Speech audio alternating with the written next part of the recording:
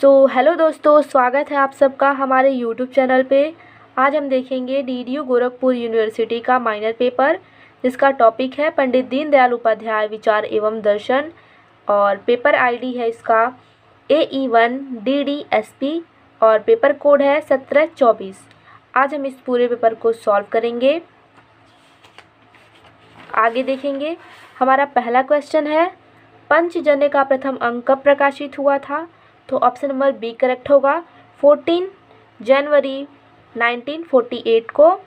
Question number 2 है, जगत गुरु शंकराचार्य किनकी रचना है? तो पंडित दीनदयाल उपाध्याय जी की रचना है। ऑप्शन नंबर सी करेक्ट होगा। क्वेश्चन नंबर 3 पूछा गया है, मुगलसराय रेलवे स्टेशन का मौजूदा नाम क्या है? तो Pandit Deendayal Upadhyay railway station. Option number C correct होगा।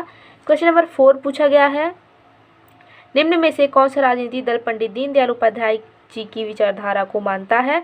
तो Bharatiya Janata party. Option number A correct होगा। आगे देखेंगे, क्वेश्चन नंबर 5 पूछा गया है, राष्ट्र धर्म पत्रिका के संपादक थे? तो ऑप्शन नंबर बी करेक्ट है, अटल बिहारी वाजपेयी जी। क्वेश्चन नंबर 6 पूछा गया है, पंडित दीनदयाल उपाध्याय पर प्रथम डाक टिकट कब जारी हुआ था? तो ऑप्शन नंबर बी करेक्ट होगा, 1978 में। क्वेश्चन नंबर 7 पूछा गया है, अंत्योदय दिवस कब मनाया जाता है? तो ऑप्शन नंबर ए करेक्ट होगा, 25 सितंबर को। 25 सितंबर को पंडित दीनदयाल उपाध्याय जी का जन्मदिन है, उसी दिन हम अंत्योदय दिवस सेलिब्रेट करते हैं। क्वेश्चन नंबर 8 पूछा गया है, दीनदयाल जी भारतीय जनसंघ के थे?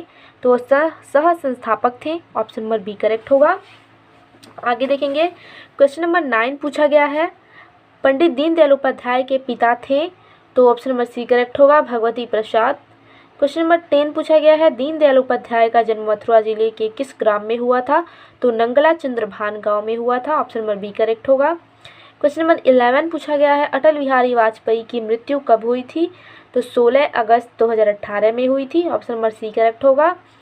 क्वेश्चन नंबर 12 पूछा गया है, पंडित दीनदयाल उपाध्याय किस विचारधारा के समर्थक थे? तो समावेशी विचारधारा, एकांत मानववादी के समर्थक थे। ऑप्शन नंबर ए करेक्ट होगा। आगे देखेंगे, क्वेश्चन नंबर 13 पूछा गया है, पंडित दीनदयाल उपाध्याय का उपनाम क्या था? तो दीना था। ऑप्शन नंबर सी करेक्ट होगा। क्वेश्चन नंबर 14 पूछा गया है, दीनदयाल जी का निधन हुआ था? तो मुगलसराय में हुआ था। ऑप्शन नंबर सी करेक्ट होगा। क्वेश्चन नंबर 15 पूछा गया है, श्यामा प्रसाद मुखर्जी की मृत्यु कब हुई थी? तो 1953 में हुई थी। ऑप्शन नंबर ए करेक्ट होगा।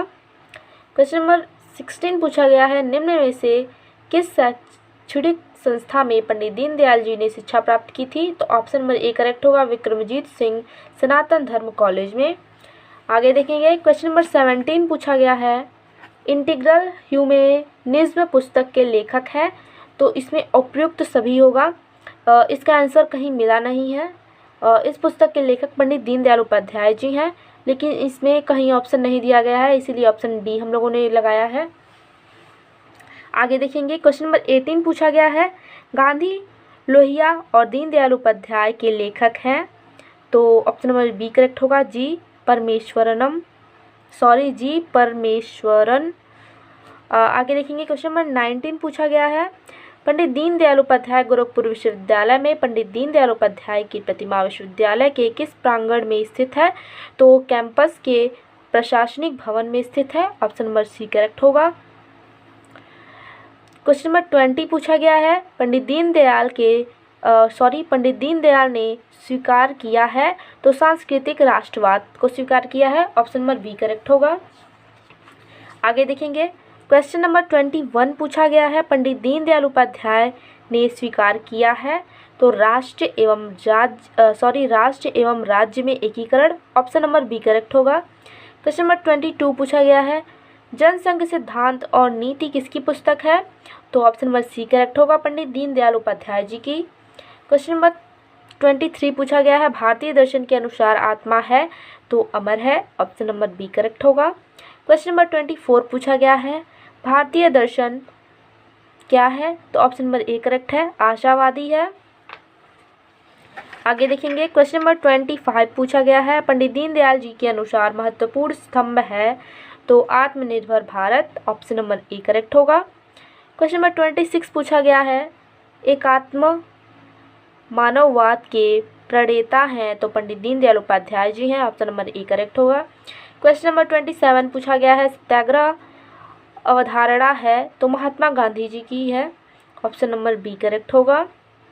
क्वेश्चन नंबर 28 पूछा गया है अखंड भारत ऑब्जेक्टिव एंड मीन्स लेख लिखा गया है तो पंडित दीनदयाल उपाध्याय द्वारा। ऑप्शन नंबर ए करेक्ट होगा। आगे देखेंगे क्वेश्चन नंबर 29 पूछा गया है पंडित दीनदयाल उपाध्याय जी राष्ट्रीय एवं स्वयं संघ के पंडित दीनदयाल उपाध्याय जी राष्ट्रीय स्वयं सेवक संघ में कब सक्रिय हुए तो छात्र जीवन से। ऑप्शन नंबर बी करेक्ट होगा। क्वेश्चन नंबर 30 पूछा गया है पंडित दीनदयाल उपाध्याय के पिता किस सेवा में कार्यरत थे तो भारतीय रेलवे में। ऑप्शन नंबर ए करेक्ट होगा। क्वेश्चन नंबर 31 पूछा गया है पंचजन्य का प्रथम संपादक कौन था तो अटल बिहारी वाजपेयी जी थे। ऑप्शन नंबर सी करेक्ट होगा। क्वेश्चन नंबर 32 पूछा गया है दीनदयाल उपाध्याय किस धर्म के अनुयायी थे तो सनातन धर्म के अनुयायी थे। ऑप्शन नंबर डी करेक्ट होगा। आगे देखेंगे क्वेश्चन नंबर 33 पूछा गया है पंडित दीनदयाल जी अखिल भारतीय जनसंघ के अध्यक्ष बने तो 1967 में अध्यक्ष बने थे। ऑप्शन नंबर डी करेक्ट होगा।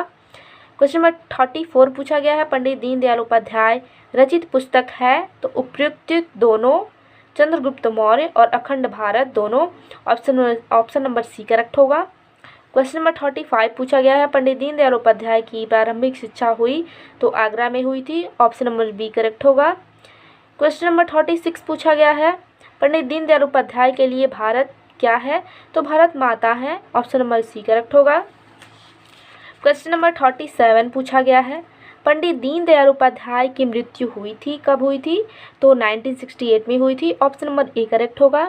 क्वेश्चन नंबर 38 पूछा गया है निम्न में से पुरुषार्थ नहीं है तो कर्म ये कोई पुरुषार्थ नहीं है। ऑप्शन नंबर ए करेक्ट होगा। क्वेश्चन नंबर 39 पूछा गया है निम्नलिखित में से किसने दीनदयाल उपाध्याय को उच्च शिक्षा के लिए 10 रुपये मासिक छात्रवृत्ति प्रदान की थी तो ऑप्शन नंबर बी करेक्ट होगा घनश्याम दास बिरला जी ने।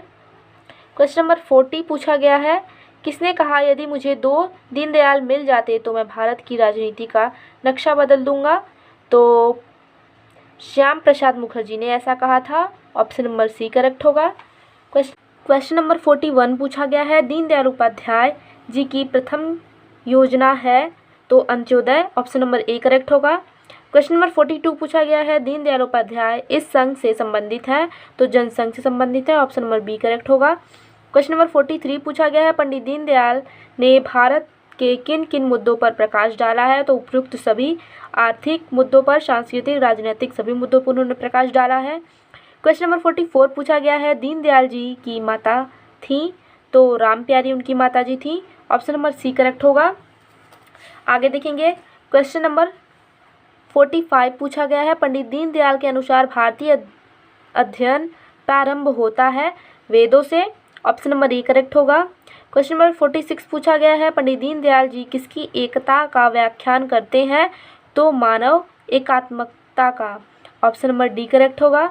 क्वेश्चन नंबर 47 पूछा गया है पंडित दीनदयाल उपाध्याय का जन्म हुआ था तो 25 सितंबर 1916 में। ऑप्शन नंबर बी करेक्ट होगा।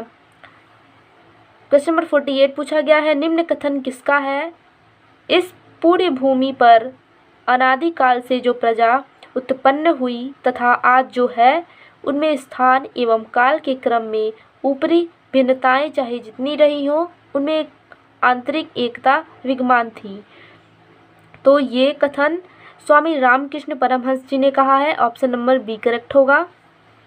आगे देखेंगे क्वेश्चन नंबर 49 पूछा गया है निम्न में से किसने राष्ट्रीयता एवं चित्ती की अवधारणा को सनातन चिंतन परंपरा के आधार पर व्यक्त किया है तो पंडित दीनदयाल उपाध्याय जी ने। ऑप्शन नंबर सी करेक्ट होगा। क्वेश्चन नंबर 50 पूछा गया है निम्न कथन किसका है जब एक मानव समुदाय के समक्ष एक मिशन विचार अथवा आदर्श रहता है और वह समुदाय किसी भूमि विशेष को मातृभाव से देखता है तो वह राष्ट्र कहलाता है तो यह कथन पंडित दीनदयाल उपाध्याय जी का ही है। ऑप्शन नंबर सी करेक्ट होगा। तो धन्यवाद दोस्तों।